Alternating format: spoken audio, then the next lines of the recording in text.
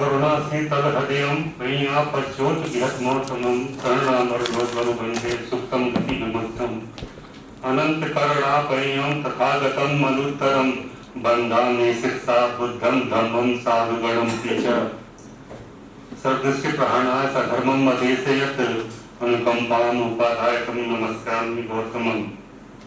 Most respected Chairman of this session, Professor Dr. Manikratna Satyaji, Dean Faculty of Buddhist Studies, Professor Harisaran Chakraji, Dean Faculty of Social Science, Professor Basant Bidari ji, as well as Sri Vasisht Nandan ji, Second Secretary, PIC, Indian Embassy, Kathmandu, Nepal, and most reverend monks who have come here. I pay my salutations to all the Buddhist Sangha who is present in this hall. Most respected our Guru, Professor Dr.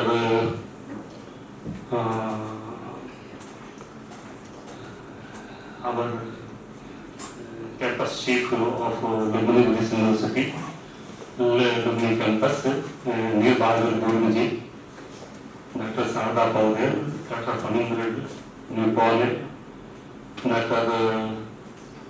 Indra Kafileji, and Sri Raju Gunureji, and other our assistant professor of this Lumini Buddhist University, non-teaching staff of this Lumini Buddhist University.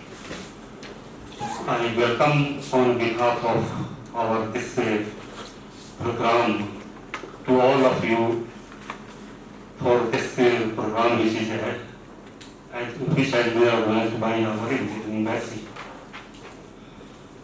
So this is a very historic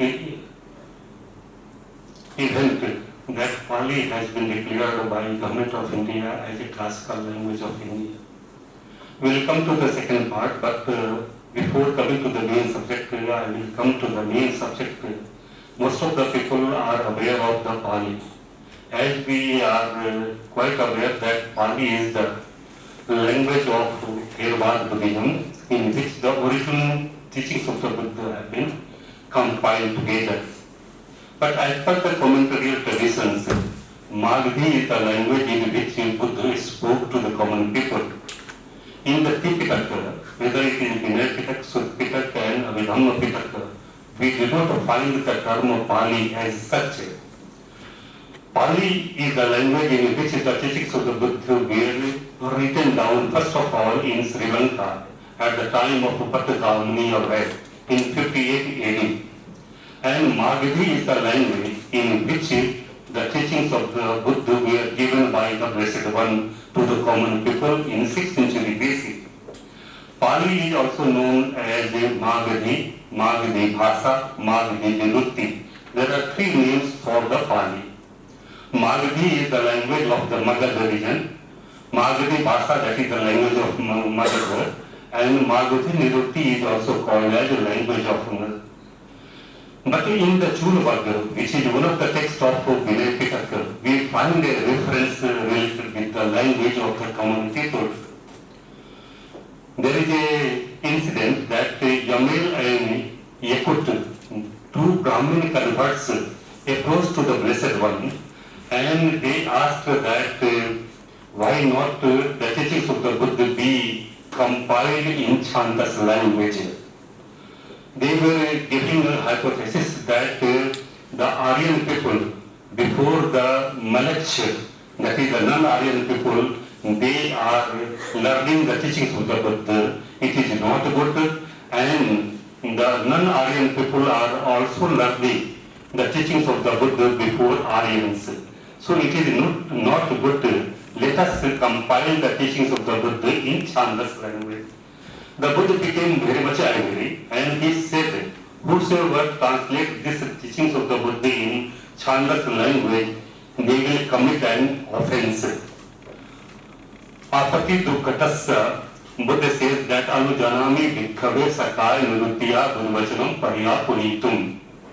Buddha said that those whosoever you Buddhavachanam Arupaya, Chandasa Arupaya, Apati Dukkatassa, they will commit an offense.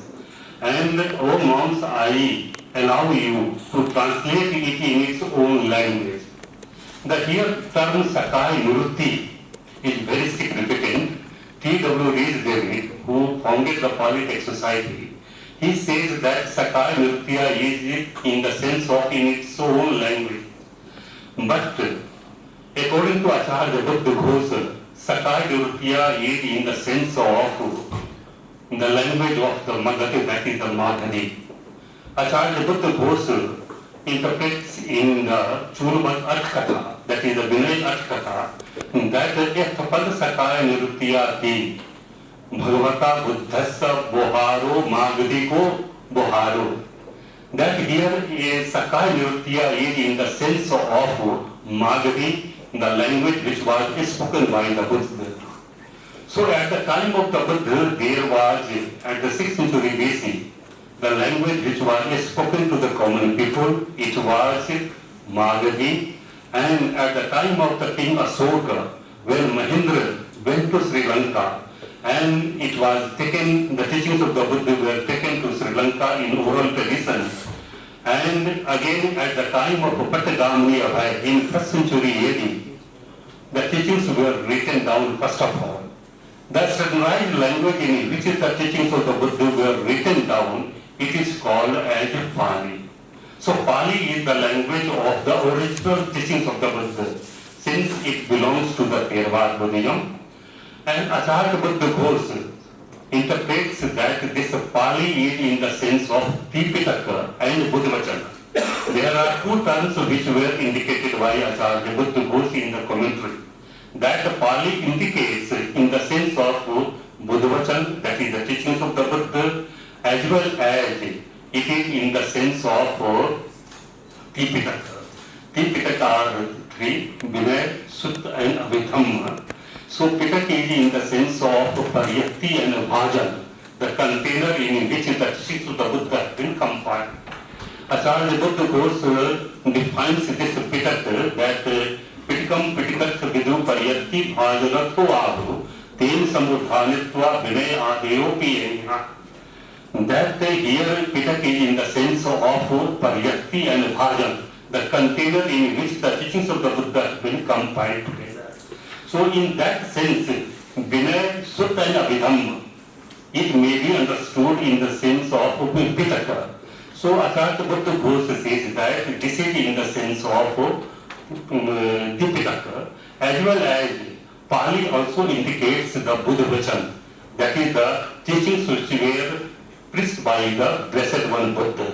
So this is the Pali. We are having the traditions that how in the 12th century Myanmar, Sri Lanka and other countries, the Pali teachings of the Buddha or Buddha which were taken together.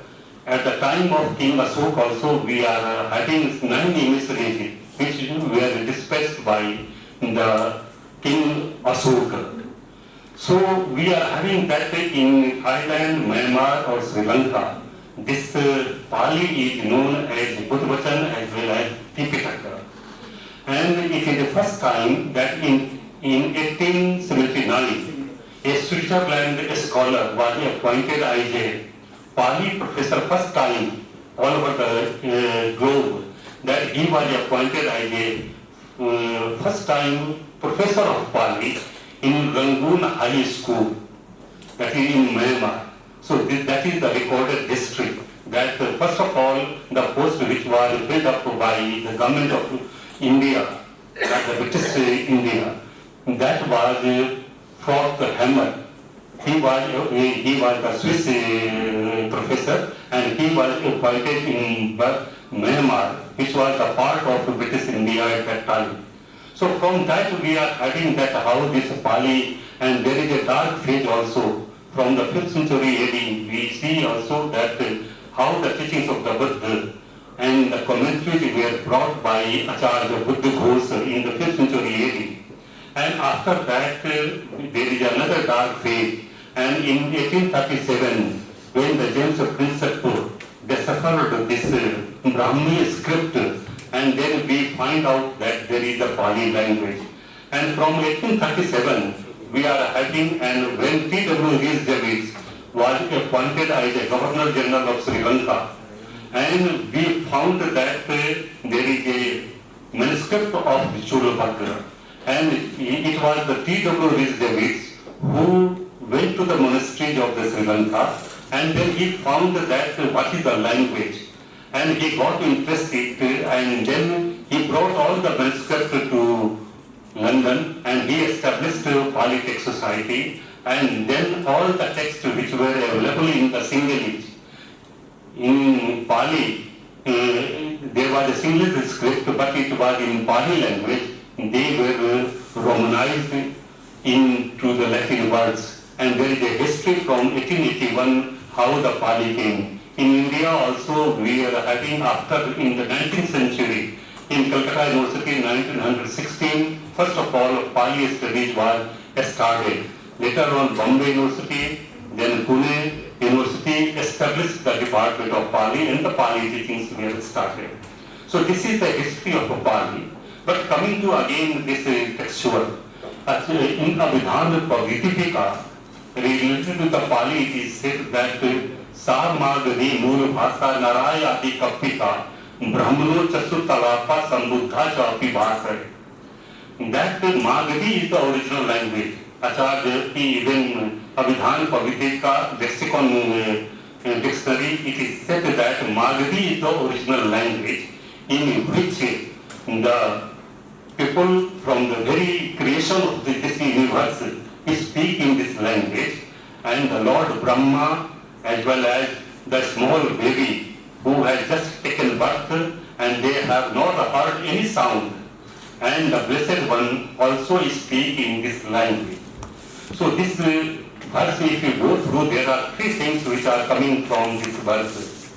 Sa Magadi Mul Bhasa Narayadi Kapika. That Magadi was the language which was spoken by the Buddha in 6th century BC. Again, it was the language of the universe, Brahmand. That it is said that from the very creation of the universe, this language was spoken.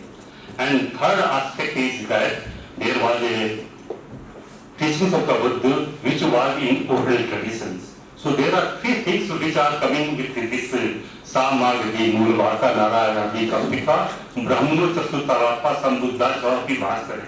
So this is the origin of our this Pali language, and we are having that how we in Southeast Asian country it has become a standardized language. In Thailand, Myanmar, Sri Lanka, Laos, we are having so many Pali manuscripts, the texts which are preserved here. So here scholars are saying that Pali is Parakhanevi, Pati Rakhati ti Pali. So there is a two words, Pa is the dhatu which is in the sense of Rakhana, that which keeps and preserves. And whenever the li suffix is added with the Pa dhatu, then there is a outcome of the Pali. Pati Rakhati ti Pali, that Pali is that language which keeps and preserves. What does it keeps and preserves? It keeps and preserves the teachings of the Buddha. In what form it keeps and preserves? It keeps and preserves in the form of sacred text, that is the Tanti. That is why it is called as Pali Ti Kache, Pali Ti Tanti, Pali Ti Buddhavachanam. So here Pali is in the sense of sacred text. It is also in the sense of Buddhavachanam. In Abhidhan Pavitipika, it has been said that Pali is in the sense of Tanti, that is the sacred text, as well as Buddhavachan. So this is the Pali. Pali is the language in which the teachings of the Buddha have been written down or compiled down in written form. So this is the language, and there is a history which is started in Southeast Asian countries. We are having that how the Pali language developed. In Thailand, we are having so many Nisai literatures as well as commentarial literatures which developed. In Myanmar, we are having a tradition of Abhidhamma as well as meditations. In Sri Lanka, Sri Lankan Buddhism or Theravada Buddhism claims that they are the pioneer of the Theravada Buddhism. Since all the sacred texts written down first of all in Sri Lanka at the time of Bhatta Khamani affair. So in that sense, they are the pioneer in the sense of Therwad Buddhism. Again, this it has become, even UNESCO has declared as an endangered language. But our Oscar Onu Hinubat, he says that Pali is the language which is not a dead language, but it has been reshaped again and again. Repeatedly it has been said from the time of the 6th century BC, from the time of the Blessed One, till now it has been repeatedly reshaped. And we find that in Sri Lanka, Myanmar, Thailand, or other Southeast Asian countries, how the Pali has changed itself from the classical language. So the government of India, which established Language Commission of India in 1951, and first of all, Sanskrit was declared as a official language of India. And it was the duty of the Language Commission of India to chalk out the program that which are the languages which are considered as a classical language of India. In 2004, Tamil was declared first of all classical language of India. Again in 2005, Sanskrit was declared as a classical language of India. But there were some of the claims of other languages. Then Government of India made a parameter, or you can say established forms, norms or guidelines through which our classical language can be considered by our Government of India. In 2005, Ambika Soni, who was the Minister of Information and Broadcasting, she was made chairman of the commission, and then there were 4 parameters which were made by the Government of India. First, there must be a antiquity of text, or there must be sacred text of more than 1500 to 2000 words. The second criteria was it must have valuable literary heritage. Bahumulya Sampada, it must contain of all the sacred texts. Third, that it might not have been borrowed from any language. There must be originality of this language. And the fourth criteria was made that there must be inconsistency. There must not be any consistency between the classical language and the modern language.